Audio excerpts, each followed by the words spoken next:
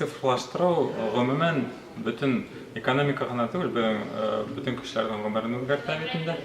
Һәм бер өлкәдә был процесстан читтә торып кала алмый.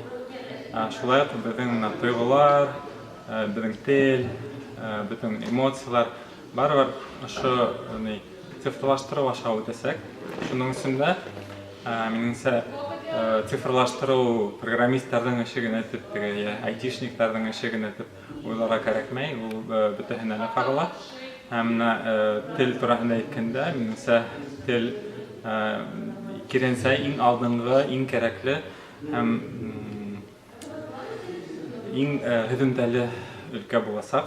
Һәм тел менән эшләгән специалистлар был ошо цифрлаштыру процессына шулай кушылып китергә тиеш, төрле проекттар, төрле компаниялар, төрлемеләр. Ни өчен алай? Чөнки менә без ниндәй технологик этапта без әле.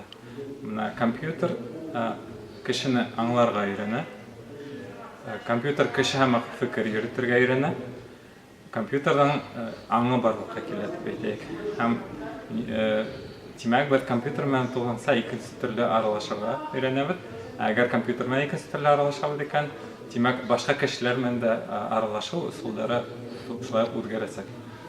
Шуның өчен дә менә тел белгечләре, филологлар һәм башка профессиялар шулай ук минемчә ошо процесста бик мөһим.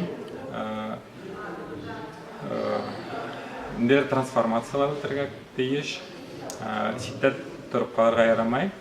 Һәм менә ошо өлкәдә булган иң алдынгы проектларга кушылып киткән кешеләр ысынлап та дөньяның киләсәктә нинди була икәнен билдәләйләр. Мин шулай дип әйтермен. Шуның өчен дә әле яшьләргә мин әйтермен, ошо темаларда укыгыз, өйрәнегез, бер яңа һөнәрләргә өйрәнегез, ниндидер универсалиумдар, нәмәләр, мәгълүмат күп ул. Үзегезнең проектлар башлап җибәрегез, экспериментлар үткәрегез, үзегезнең командаларда егыгыз, я үзегез технологик һөнәрләр өйрәнегез, программирование нәмә, я шундый белгечләр менән аралашырга өйрәнегез, улар белән уртак тел табарга өйрәнегез. Шулай дип әйтермен. Чөнки ысынлап тел ул киләсәкте билдәләгән технологик шундый юнәлеш.